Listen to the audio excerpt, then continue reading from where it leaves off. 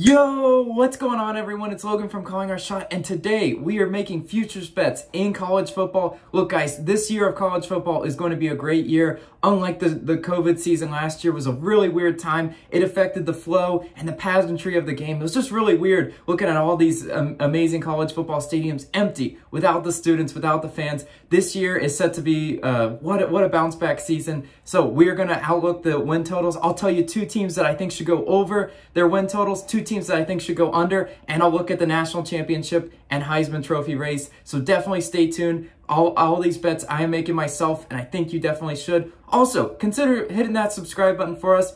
It really helps us grow this channel. We do MLB picks. I do MLB picks on this channel. Austin on the other side of the channel is doing all sorts of NFL and fantasy content. This channel is definitely the place to be in the fall, and I cannot wait. So without further ado, let's look at our first team. We've got the Tennessee Volunteers, and I am taking their under 6 wins, minus 130 on some books. Look guys, it's no secret I'm wearing my Gators shirt, and I got my Gators banner in the background. Yes, I am a Gators homer, a UF alum, and I absolutely despise Tennessee. Is this a little bit of a heart pick? Sure, absolutely, but it's a lot of a head pick too. They are rocky top, but more like rocky flop in the last few years.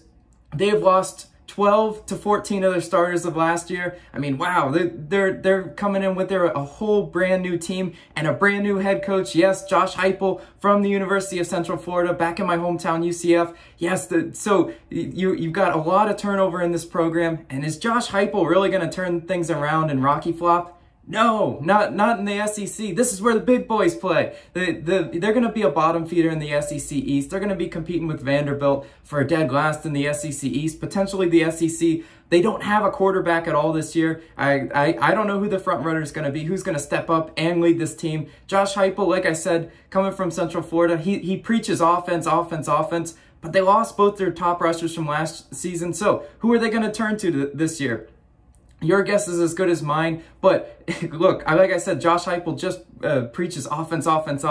Does he ever practice defense? Never heard of it. UCF was one of the worst defensive teams in college football last year and a few seasons prior. I'm not bashing UCF in this pick, but I am bashing Josh Heupel's ability to coach football. I have no faith in the Tennessee Volunteers to get over 6 wins. Let's look at their schedule. I have it on screen here. So they start with Bowling Green, and Bowling Green should be a cupcake game. You better take care of business at home versus Tennessee. But then you got Pittsburgh coming in there, and Pitt, even though they play in the ACC, and I don't have a lot of respect for the ACC, Pitt is still probably going to give Tennessee all they want. Do they get that win or not? I don't know. That's a really toss-up game to me, more than it really should. Tennessee Tech, yeah, they should get that win. So there's a couple wins early on in the schedule, but then they go to the Swamp. Yes, the Gator fans will absolutely be chomping at the bit, literally and figuratively, to have a Rocky Flop in the Swamp. Florida will take care of business, and they will not pick up a win there. Then they go to Columbia, Missouri, right? Missouri's one of those teams in the SEC. You kind of forget about them, but they always play teams tough, and they're always a hard out. I don't know that Tennessee picks up that game, especially being away in Missouri. Right now, I would give Missouri the edge in that one, right? Then they have South Carolina at home, and South Carolina's kind of going through a bit of a transition phase, so they might be able to get that win, but it's no guarantee at all, right? South Carolina has a lot of talent on their team. They are getting better. They are going in the up direction where Tennessee has just been going down.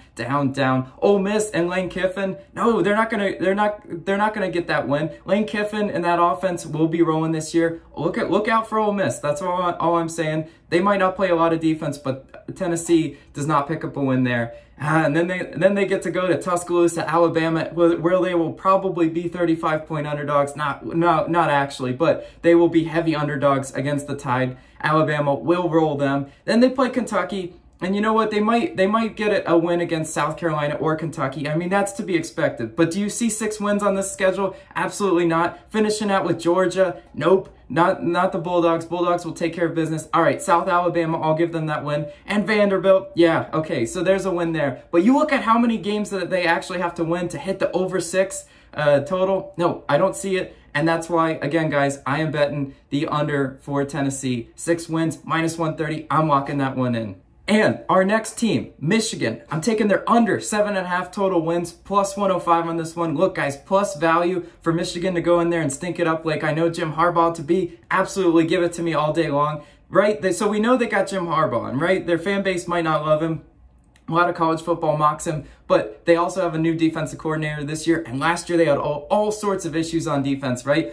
Only 9 sacks in 6 games last year. Wow, and they had talent like Kwity Paye. So they're not definitely taking care of business on the defensive side. And look at their secondary. Only 2 interceptions last year. That's only 2 interceptions more than you and I had in their whole entire secondary last year. They have to figure out their defensive side of the ball, and more importantly, they have to figure out an offense, right? And Jim Harbaugh, I thought he was supposed to be this quarterback guru, this quarterback whisperer that was supposed to come in there and be able to light up the Big Ten. Well, he's been anything but that, right? This is his 7th year. 7 different starters at quarterback. He cannot get any sorts of continuity. And you know what? Look at their schedule. The Big Ten, some of these teams, they play tough. And if you don't have your offense figured out, you are not going to do well. Let's take a little bit of a look in their schedule. So they start with Western Michigan. They're more talented than Western Michigan. That should be a win. So you can chalk up a win for them in the first game. But then, you know, they face a team like Washington. And Washington, Pac-12 always gets slept on, right? Because they're on the West Coast, a little East Coast bias. But Washington, by no means a win. But if you want to give them that win, that's okay. I still think Washington might be a tougher out than a lot of people realize. Northern Illinois, fine. I'll give them that win as well. That's 3 wins. Rutgers, yeah, they should take care of Rutgers. Although Rutgers is improving, one of those teams that isn't going in the right direction. And then they got to play Wisconsin though, and in Madison, no, absolutely, I don't see them winning that game. They play Nebraska, yeah, Scott Frost in Nebraska, that could be a win there. But then they play Northwestern, and Northwestern always plays those Big Ten teams tough. They always beat up on each other. So you know what? They're going to drop a game to Northwestern. That's my not so bold prediction. Then they play Michigan State. Okay, fine. You might be able to give them that Michigan State game. But so that's only 6 wins that I'm counting. Indiana is a good team. Don't sleep on Indiana. They have a high projected win total as well. The books figure Indiana to be a really good team. Yes, they were playing at home. Might be a little bit of an edge for Michigan. But like I said, Michigan doesn't have a lot of things figured out. They'll be halfway through the season, so you'll know if they're going to stand a chance against Indiana or not. And you know what? That's not a gimme win by any stretch of the imagination. Then they go to at Penn State. That is an L in Happy Valley. I will not give them that win. Then they play Maryland at Maryland. That's a tough game as well. People sleep on Maryland a little bit last year. Maybe they woke up a little bit, but Maryland is a good team. Then they play Ohio State. Ohio State is their daddy. Ohio State just has their number in all sorts of ways. Before Harbaugh even takes the field, Ohio State is in his head and how he can't get over the hump with the Buckeyes. I'm not going to give them that win. So there you go. That's their schedule. Do you see them hitting that over 7.5 wins? I don't. And you know, with a team that doesn't have a lot of things figured out, Harbaugh is on the hot seat, or is he? Right? You know what? He's pretty comfortable there, even with his lackluster offensive and quarterback whispering abilities. No. That's why I'm going to go ahead and lock in the under in that one. 4+ value. The Big Ten beats up on itself, right? So Michigan is going to lose some games that they might be favored in. And that's why, you know what? Wolverines, not this year. Moving on to our next pick, an over, right? We're gonna get into some positivity. We were talking about negativity of teams that shouldn't hit their totals. Now let's talk about teams that will. I'm starting with the Oregon Ducks, over 9 wins, -110. Quack, quack, guys. I love Oregon, and I love betting on them. I love teams that can score. It's just a fun way to gamble, right? They're coming in there with that number 6 recruiting class, top in the nation in returning talent. They're top 5 in a lot of different websites and metrics as far as returning talent. And the Ducks are poised to do big things this year. You already know, right? They're top of the Pac-12. For what that's worth, they take care of for the most part, the games that they should win within their conference, which we like. You got to pick up those wins. This year, they got a new defensive coordinator, Tim DeRuyter, I think is how you say his name. He's from Cal, and we're expecting big things from him in Eugene this year. Cal had a really good defense. It was one of their strong suits, right? Cal always won. If they were going to win, they were going to win a grind it out type of game, and they're bringing that mentality to Oregon, a team that always knows how to light up the scoreboard. Can they play defense is the question, though. I say yes. New defensive coordinator in there. He's going to maybe hopefully change the culture a little bit on the defensive side of the ball. Let's look at their schedule. Right? They start with Fresno State. That should be a win. Absolutely. And then they go to Ohio State. What a game this will be. Can they beat the Buckeyes, right? You know what? I'm not necessarily going to say they are going to beat them, but it's going to be a heck of a game. Can't wait for that one. Only the second game of the season. Then they play Stony Brook, which should easily be a win, so we can chalk up 2 for sure on there. Then they play Arizona. They definitely have the firepower to outdo Arizona in that one. So that's three wins for sure. Then they go to Stanford, and we're assuming obviously to hit this win over that they're going to take care of these conference games like Stanford, like Cal, and I could see them winning both those games back to back. And then they play UCLA. I mean, UCLA being in Pasadena could be a game they drop, right? But you know what? They stand a really good chance of cashing it, right? That's what we're looking for. We're looking for opportunities and chances to take care of your wins in the division. And then they have Colorado at Eugene. I like them to take care of business against Colorado. Then they play Washington at Washington. Yeah, I mean, there's a couple of games that they could drop in here, but I really do like it for hitting the over. Washington State at home, they should be able to handle Wazoo at home. And then you got Utah.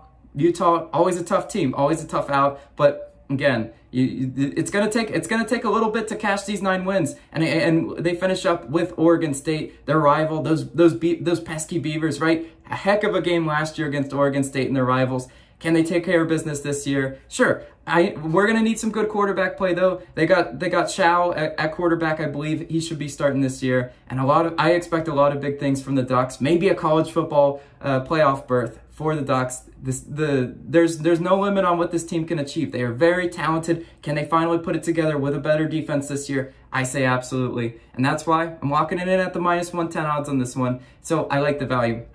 Now moving on to our next pick. Another -110, so even odds on this one. Minnesota's win total over 7 wins. So like I said, -110.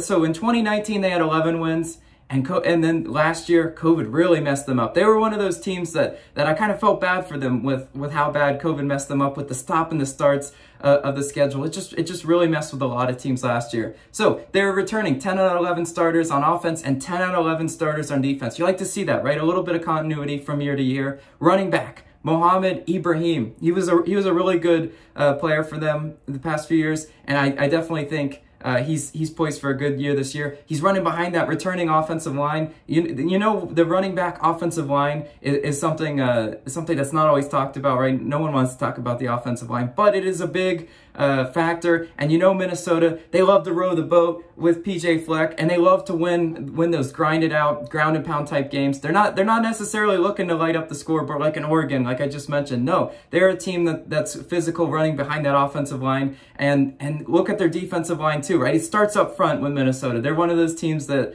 they just love to dominate. They got Pinckney transfer from Clemson for defense, so he's going to be a really good addition on there. I was looking at them and I was like, good for you, PJ Fleck. You should be good there. Now let's look at their schedule real quick. Start with Ohio State. Now that's a tough one, absolutely tough. It is at home. Can they get it done? I mean, shock the world a little bit and beat the Buckeyes. I don't know about that one. You guys tell me about that one. Miami of Ohio, they should definitely win.